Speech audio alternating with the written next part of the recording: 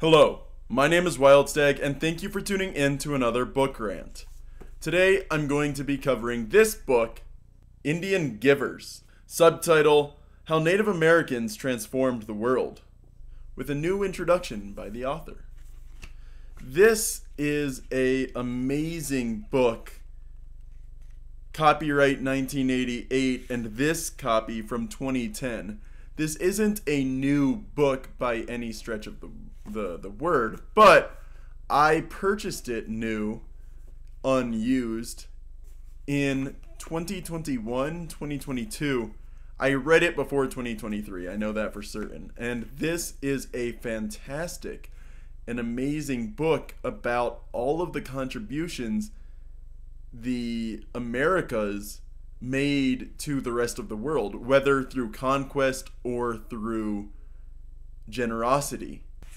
So, to expand on that topic, that introduction, we have the table of contents, which features chapter names like Silver and Money Capitalism, Piracy, Slavery, and the Birth of Corporations, the Food Revolution, the Culinary Revolution, Liberty, Anarchism, and the Noble Savage, the Founding Indian Fathers, the Indian Healer, the Drug Connection, Architecture, and Urban Planning. And a lot of these emphasize the ways in which American culture, and by American I mean Native Indigenous American culture, contributed to the advancement of the world at large.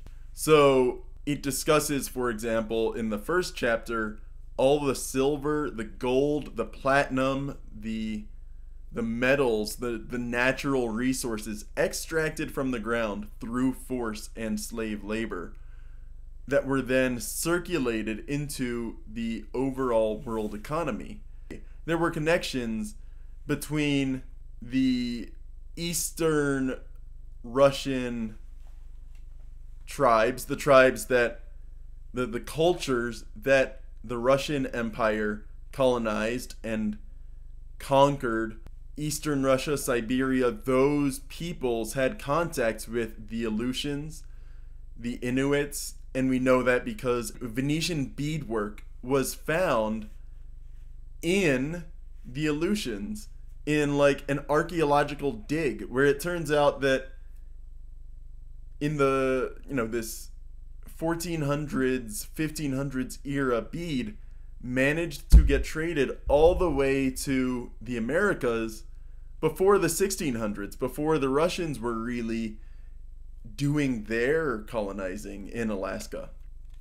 There's indications of bog iron. There's indications of whaling expeditions on the eastern coasts of Canada. But for the most part, they were visits. There weren't significant amounts of resources exchanging between the continents. And so this book does a good job of emphasizing that. As an example here, on page 149 in the Culinary Revolution, one of the chapters, as an example here on page 149 in the chapter The Culinary Revolution, we get squash survives as one of the few English words from the language of the Massachusetts Indians, derived from Proto-Algonquin, who called it ascuta squash. Even so, the use of the word squash for a vegetable is still confined to American English. The same word in British English designates a citrus drink. Of the squashes, only the zucchini found a reasonably wide following among Italians.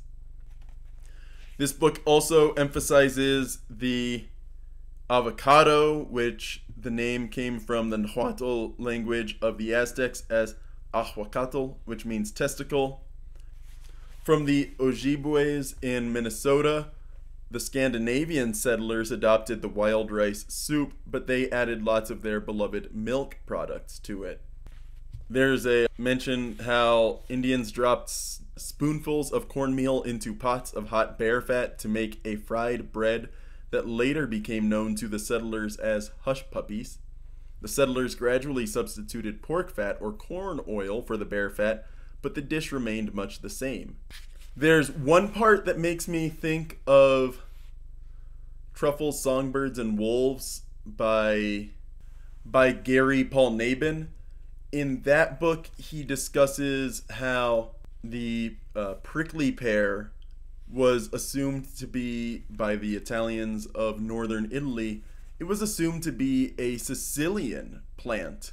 And what he finds is that maize corn, they assume because they've grown up with it, that their grandparents grew up with it, that their grandparents also grew up cultivating corn, maize corn, that it must have been native to Italy, that the potato must have been native to Italy because it's been here for as long as they can remember, that the Romans talked about corn.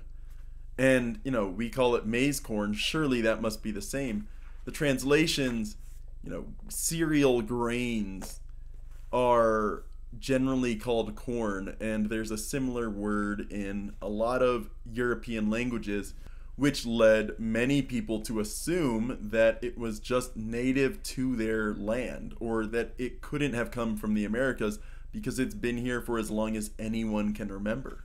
I mention that because it's kind of funny here that by the author, I assumed for many years that the prickly pear, like all cacti, simply grew wild. It puzzled me, however, that the cactus often bordered the yards of Indian homes in a fence of cacti 30 or 40 feet from the house. I've seen this pattern in the southwestern United States, parts of Mexico and Central America, and right on down through the high deserts of the Andes deep into South America. The pattern held everywhere, but the residents always denied having built their homes deliberately in the middle of a large cactus grove or having planted the cactus into a deliberate hedge, as Indians often do with plants such as ocotillo. The mystery cleared up only with lengthy stays in Indian communities. The fruit contains hundreds of very small seeds that prove too difficult to remove while eating the flesh and too hard to crack with the teeth. Indians chew the fruit lightly, in effect only mashing it with their teeth rather than masticating it, and then they swallow it. The hard shell of the uncracked seed passes through the human digestive tract and emerges whole and healthy when the person defecates away from the house. The seeds not only emerge in good condition, but are surrounded by an immediate source of fertilizer for the new plant. Because people often defecate at a short but consistent distance from their homes, the cacti soon surrounded the home in the form of a perimeter fence. Even though this does not qualify as cultivation in the usual sense, the cactus certainly does not grow wildly at random. So that leads me to believe, given that The Desert Smells Like Rain and some of other Gary Paul Nabin works are contemporary to Indian Givers, that the two weren't in contact, and the author, Jack Weatherford, of Indian Givers just wasn't aware of more cultivation uses of the prickly pear, and if he had seen it, assumed that they were new rather than older traditional forms of agriculture. Another part of the food revolution it discusses is the potato. Maize corn and the potato are the two grains, the two starches that really, when you think of American contributions to global culinary tradition, those are the two that you think of. You don't often think of it in the sense of, you don't think of it necessarily as the potato. You think of it a lot of corn as being very recently widespread due to innovations such as corn syrup. But even then, he discusses that the potato was grown to a significant degree by Irish, Italians, Russians. A lot of poorer farmers grew the potato because the potato had greater calorie yields per acre than any other starch that could be found. So, as an example here, the monarchs and Adam Smith knew what the peasants would soon learn. A field of potatoes produces more food and more nutrition more reliably and with less labor than the same field planted in any grain. Even today, a hectare of land planted in potatoes produces 7.5 million calories. The same land planted in wheat produces only 4.2 million calories. The cultivation of potatoes also consumes far less calories or energy than does that of wheat. This means that each farmer could produce more hectares of food per worker, or that some of the workers could be freed for other tasks. The potato needed only 3 to 4 months to grow compared to almost double that for grains. The potato also needed far less attention and care while growing, and it grew in a variety of soils that were not otherwise productive. Farmers found that the potato required none of the extensive milling and processing of grains, which necessitated a large capital investment in equipment and transportation. By contrast, potatoes could be pulled from the fields for immediate consumption or stored in the basement for nearly a year before being cooked. So the potato is immensely useful. The maize corn is immensely useful. The metals extracted proved to be useful by the empires of Europe. The resources of this land proved to be immensely useful. But they also discussed the political and cultural aspects of the natives, specifically how the 5 nations of northern US, a lot of those nations, those native nations, had a form of Congress that was what the founding fathers of the United States of America based their congressional system on. However, the equality espoused by those indigenous cultures also meant a disdain for slavery. And so Jack Weatherford surmises that the push, the innovation of aligning and associating American democracy with Greek democracy, Athens and so on, was so that they could show off the virtues of their democracy while also aligning themselves with a democratic system that does support slavery. Also, the system that the natives of the 5 nations used is significantly more matriarchal than the systems used by the Europeans, and so gradually this shift happened.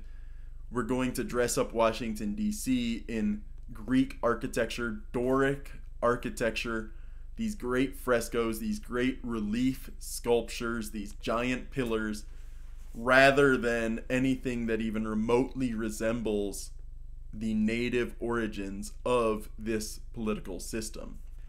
Overall, if you like learning about history and the context of American culture, this is an amazing book because it teaches so much of what the indigenous Americans contributed to global development and cultures. This is a Anglo-centric book. It focuses mostly on changes to Europe and European colonialism because of these resources, despite tomatoes, squash, peppers, chili peppers being so much a staple of curries and fried rices and Asian cuisine. Those are American crops, but they're not as focused on in this book as maize, corn, and potato, which helped the European cultures significantly more. It doesn't get into a truly global perspective. It focuses most of its time and energy on a Eurocentric, Anglo-centric viewpoint, and it does diminish the work, I think, to some degree because of that. It says how Native Americans transformed the world, but what it really focuses on is how Native Americans transformed Europe. So I think there is room for growth. Maybe another edition of this book that focuses more on how the culinary traditions of Asia changed, or the culinary traditions of Africa changed because of this discovery, quote unquote, of the Americas. So there is some really fascinating content in this book, even despite that Eurocentrism. I think if you are looking for a book about the context and history of the indigenous Americans and how they shaped the modern world, this is a good book for that. I paid about $16 for this at the I want to say it was Carlsbad Caverns National Park. It might have been Chaco Canyon or El Malpais National Monument. I'm not entirely certain which. I know that I went to Chaco Canyon and Bandelier National Monument, actually. I know in 2021, over Indigenous Peoples Day weekend, I visited Chaco Culture National Historic Park and Bandelier National Monument, neither of which I intended to do on that weekend. In between, when I woke up in Grants, New Mexico at a hotel and drove to Chaco Culture, I got into cell service again and found out, oh hey, President Biden has made this declaration. I didn't mean to do that. It was just coincidence. And I'm fairly certain I would have gotten Indian Givers on that weekend because I know I read this book in late 2021, early 2022, and purchasing this would line up with that weekend. So I'm glad I finally picked up Indian Givers, and I think if you haven't read this book and you're interested in that natural history and that human history, this is a good book for you. And even if you're not, it's still a pretty cool read. So I paid about $16. I think you'll see it nowadays $20 new. It's worth buying new. It is genuinely worth reading and buying new and used. If you can find it used, pay for it used and contribute to the reuse and recycling of paper products. If you buy it new, hold on to it or put it back into the used book system if you eventually want to rid yourself of it. But for now, it's going to grace my bookshelf behind me. So, yeah. My name is Wildstag, and thank you for tuning in to another book rant.